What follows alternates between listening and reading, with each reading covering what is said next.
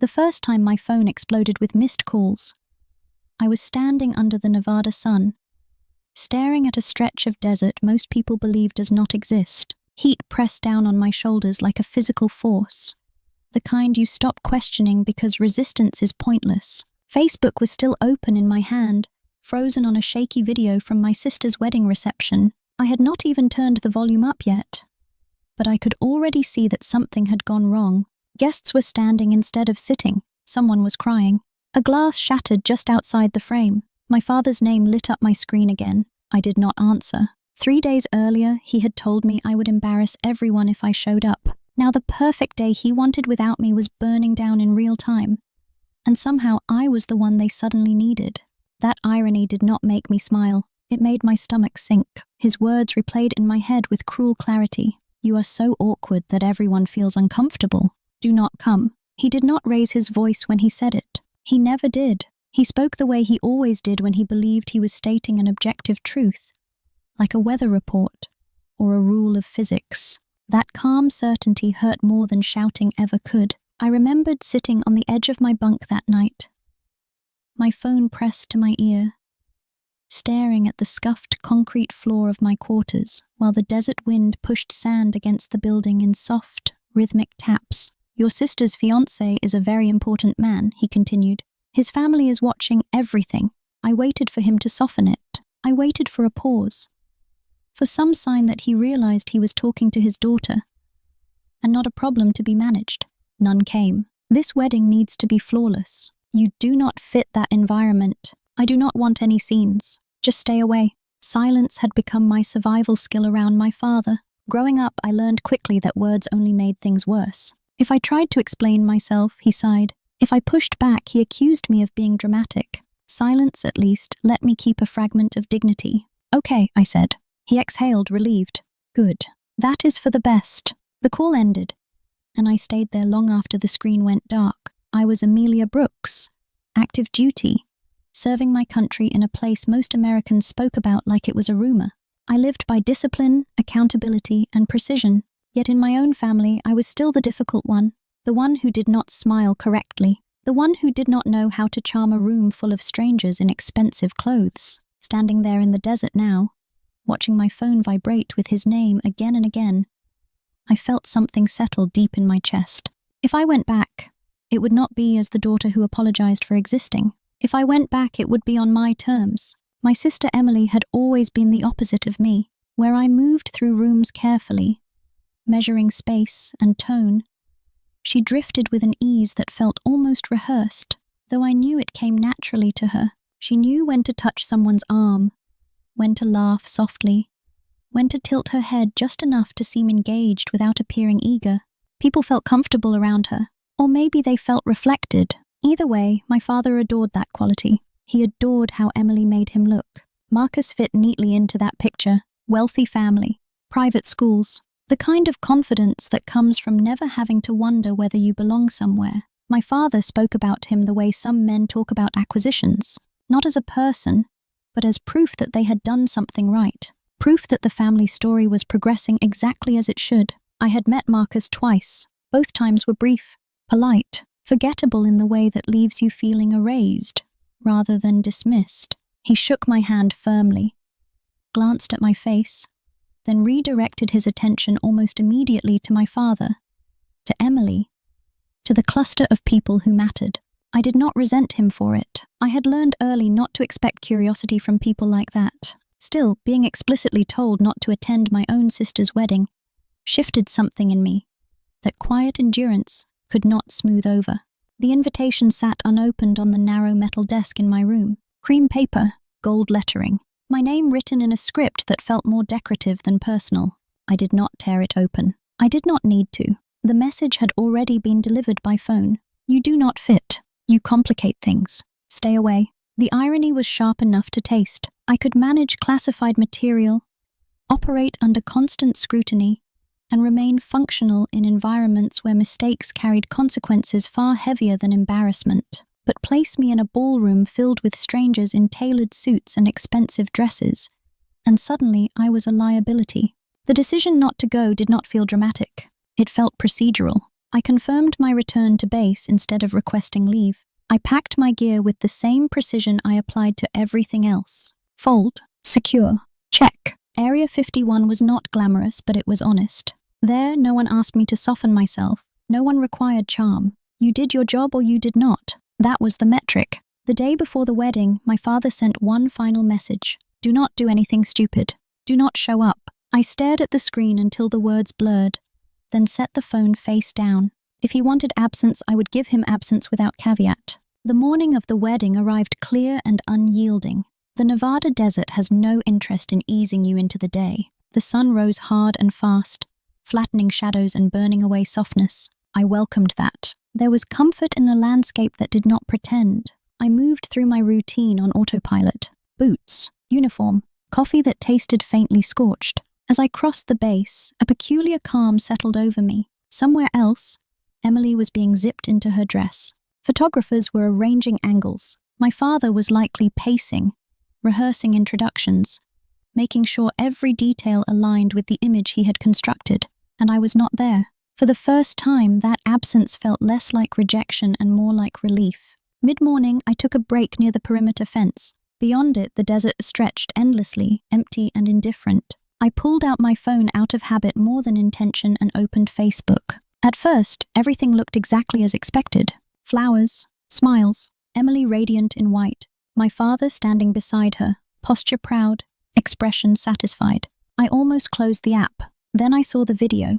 It was unpolished and frantic, recorded by someone whose hands were shaking. The camera lurched from face to face. Voices overlapped. The air seemed charged even through the screen. I recognized the reception hall instantly. Crystal chandeliers, linen-draped tables. The space my father had insisted be perfect. Marcus's voice cut through the noise. Sharp, loud, unrestrained. I felt my chest tighten, then loosen, replaced by a sinking certainty that settled low and heavy. I whispered the words without realizing it. What did you do? My phone vibrated again. My father's name flashed across the screen. I did not answer. I did not answer the second time either. I slid the phone into my pocket as if I could trap the chaos there. Beyond the fence, the desert remained unchanged. Wind traced familiar patterns across the sand. It did not care about weddings or reputations. It did not care who had been excluded or why. I finished my shift without incident. Checklists, procedures, quiet professionalism, a few nods from colleagues, no questions, no expectations. That silence felt earned. By late afternoon, the sun pressed down mercilessly. I sat on a shaded bench near an administrative building and finally checked my phone. 12 missed calls, 8 from my father, 2 from my stepmother, 1 from Emily, 1 from a number I did not recognize. Emily's message read, "Please call me. Something is wrong." There was no apology, no acknowledgement of what had been taken from me, just fear raw and immediate.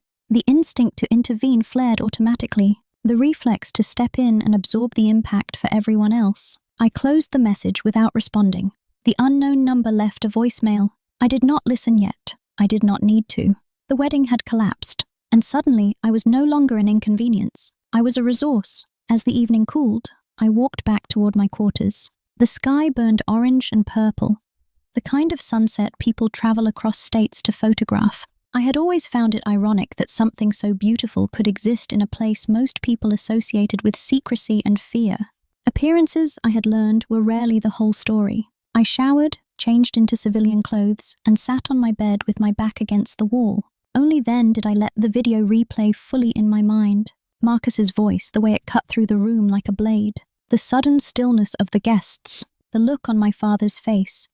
Rigid and stunned, as if control itself had slipped through his fingers. This was not a small disruption. This was not wedding stress. This was something structural collapsing under pressure. My phone buzzed again. Emily. I watched it light up, then go dark. I hated myself for not answering. But I knew what would happen if I did. I would listen. I would reassure. I would rush back into the role I had played my entire life. The one who absorbed impact so others could keep moving forward without discomfort. Instead, I opened the voicemail from the unfamiliar number. "Is this Amelia Brooks? This is Uncle Tom. I am at the wedding, or what is left of it. Your dad is asking for you.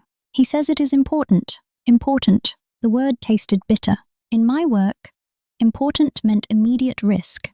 something that could not be ignored without consequence. In my family, important meant the image was cracking and someone needed to fix it quietly. I lay back and stared at the ceiling while the ventilation system hummed overhead, steady and impersonal. My father had never been openly cruel. He provided. He paid for schools and vacations and a house that looked exactly the way it should from the street.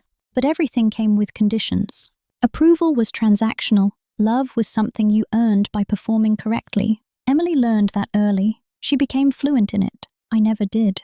When I joined the military, my father had been proud at first. It sounded impressive when he told people, his daughter serving her country. That pride faded when he realized it did not elevate him socially. I was not climbing a corporate ladder. I was not marrying into money. I was choosing a life he could not control or display. Area 51 became my refuge, a place where competence mattered more than polish, where being quiet did not disqualify you from belonging. I picked up my phone again and scrolled through social media. The video had spread far beyond the wedding guests. Shares multiplied by the minute. Comment sections filled with speculation and outrage. Strangers dissected my family like characters in a series they had just discovered. I watched the clip again, forcing myself not to look away. Marcus's face was flushed, his jaw tight, his eyes wild. The charm was gone. The polish had cracked. And my father, my unshakable father, looked small. For a moment, something dangerous stirred in me. Vindication. They had believed I was the variable that could ruin everything.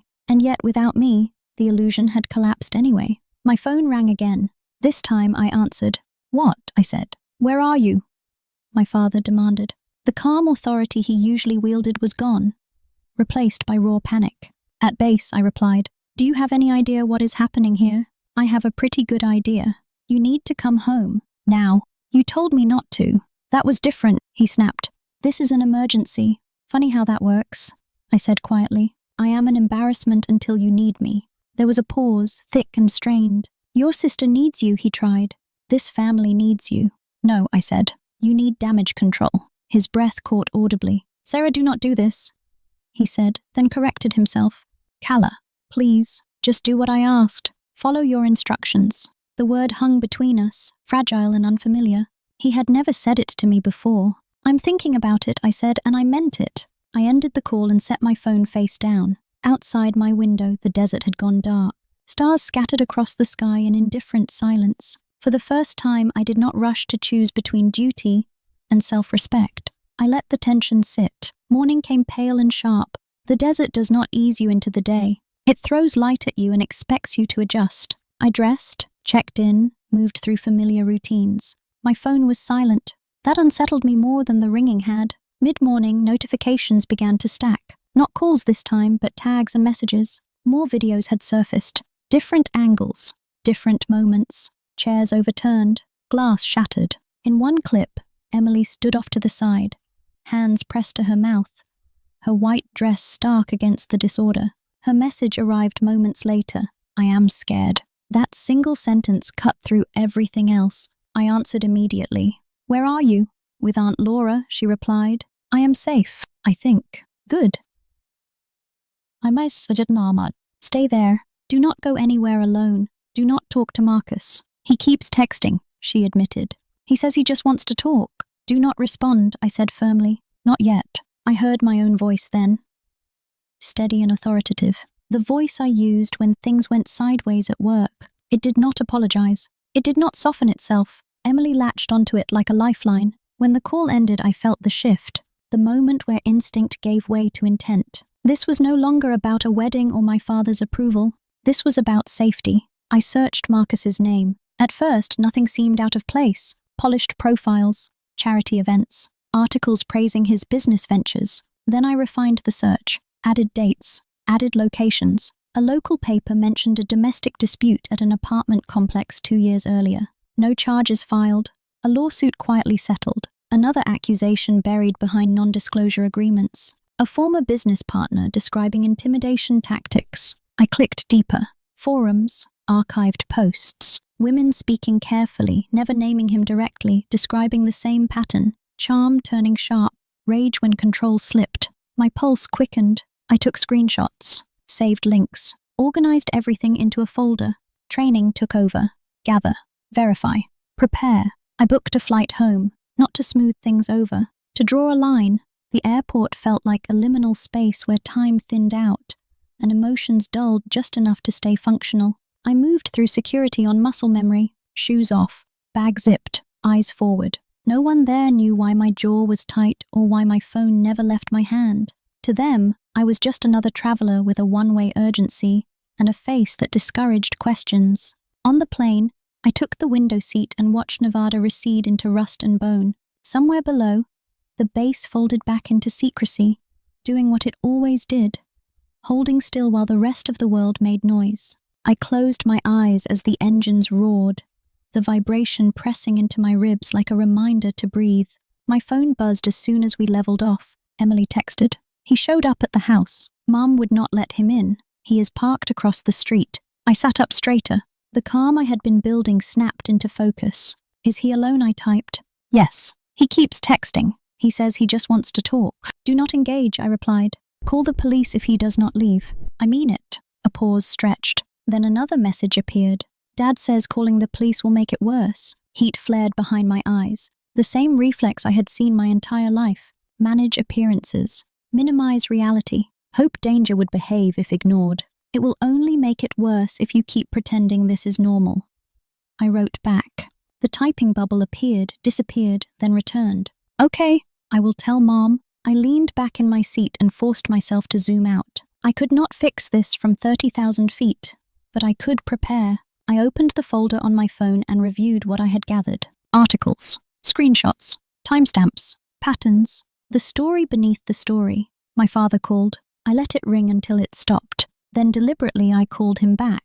Where are you? He demanded, skipping any pretense of calm. On my way, I said, landing tomorrow evening. Relief slipped through his voice before he masked it. Good. We need to coordinate. No, I replied. We need to prioritize. Sarah, listen to me. Calla, I corrected. Marcus showed up uninvited. He is pressuring Emily. That is not a public relations problem. That is a safety problem. He just wants to explain himself, my father insisted. His family says he was provoked. Provoked by what? I asked, being told no. Silence. I have been looking into him, I continued. This is not new. There are incidents, settlements, people who learned to keep quiet. You do not know that, he snapped. I do, I said, and I have receipts. That stopped him. What do you want us to do? He asked finally, the edge dulled. I want you to stop trying to control the narrative and start protecting your daughter.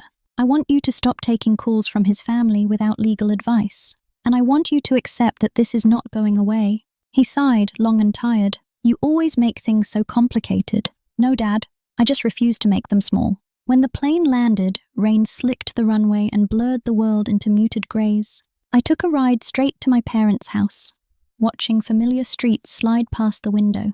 The place looked exactly as it always had. Manicured lawn, warm lights, a careful calm that tried to convince you nothing bad could happen there. Inside, the tension was immediate. My stepmother hovered near the kitchen, eyes red. My father stood by the fireplace, hands clasped behind his back, jaw working. Emily was upstairs. You came, my father said as if surprised. I said I would, I replied. Where is he? Gone, my stepmother said quickly. For now, I echoed. Emily came down the stairs slowly, wrapped in a sweatshirt that swallowed her hands. She looked smaller than I remembered, adrenaline drained, shock hollowing her out. She crossed the room and hugged me without asking. I stood stiffly for a second, then held her back. He has been texting non-stop, she whispered. He says I owe him a conversation. You do not owe him anything, I said. And you are not having that conversation. We need to be careful, my father interjected. His family has lawyers. They are already talking about defamation. Careful does not mean quiet, I said. You are not listening. I pulled my phone from my pocket and placed it on the table. This is what I found. Articles, screenshots, patterns laid bare. You saw money and Polish and assumed character would follow, I said. You ignored the rest because it was inconvenient. Emily stared at the table, tears slipping free. Dad, she said softly. He scares me. My father's shoulders sagged. The fight drained out of him in that moment. What do you want to do? He asked her. I want it to stop, she said. I want him away from me. Then we document everything, I said. We set boundaries. We involve professionals who do not care about his last name. We met with the lawyer the next morning. She was direct and unimpressed. She listened to Emily without interrupting, asked clear questions, waited when Emily needed a moment. "This is coercive behavior," she said. "The public incident strengthens your case. So do the messages." By mid-afternoon, the paperwork was filed, temporary restraining order requested, documentation submitted, a line drawn where there had never been one before. That night, I slept on the couch, my phone charging within reach. I knew better than to believe silence meant surrender. Silence from men like him was recalibration. I left before dawn. The house was quiet in the way it only becomes after a decision has been made. Not peaceful, not yet, but settled. Lines had been drawn. Words had been said that could not be taken back. I packed my bag without ceremony, the same way I packed for every return to base. Deliberate, efficient, honest. The email came through just after sunrise. Temporary restraining order granted. Effective immediately. I read it twice, letting the language sink in. No contact, no proximity, no exceptions. For the first time since the wedding video lit up my phone under the desert sun, I felt my shoulders loosen. Not relief exactly, but alignment. The rules were clear now. Actions had consequences. Silence no longer protected the wrong people. Emily called later that afternoon. Her voice sounded different. Tired, yes, but steadier. "It went through," she said. "He cannot come near me. Not the house. Not my work. Nothing." "That is good," I replied. "How do you feel?" "Lighter," she said after a pause. "Like I am not bracing for impact anymore." "That is what boundaries feel like," I told her. She started therapy. She moved into a small apartment that was sparse and imperfect and entirely hers. She sent me photos of mismatched furniture and bare walls. She laughed more easily now, less guarded. We talked about fear, about guilt, about the versions of ourselves we had been taught to perform. For the first time, our conversations did not orbit around managing someone else's expectations. My father changed slowly, imperfectly. He stopped correcting me mid-sentence. He asked questions and waited for answers. Once, he admitted he did not understand my work and asked me to explain it. That alone felt seismic. He called one evening and did not waste time. "I owe you an apology," he said. "Not just for the wedding, for years of minimizing, for choosing appearances over people, for telling me not to come because he was ashamed. Not of me, but of what I might reveal about him." I listened. Seeing me, I told him, was not the same as respecting me. "I know," he said. "I am trying to learn the difference." It did not erase the past. It did not guarantee the future, but it cracked something open. And for now, that was enough. I returned to base and fell back into routine. Gravel crunching under boots. Checklists. Clear expectations. The desert greeted me the same way it always did. Indifferent and honest.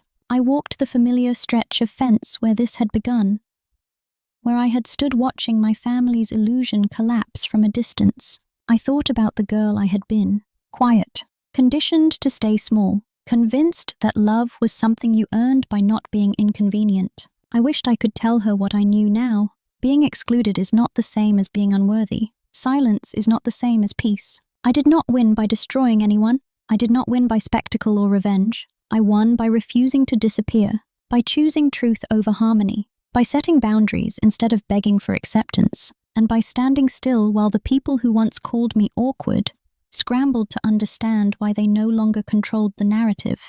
If you have ever been told you were too much, not enough, or simply in the way, remember this. You were never the problem. The moment you stop trying to fit into someone else's version of you, everything changes.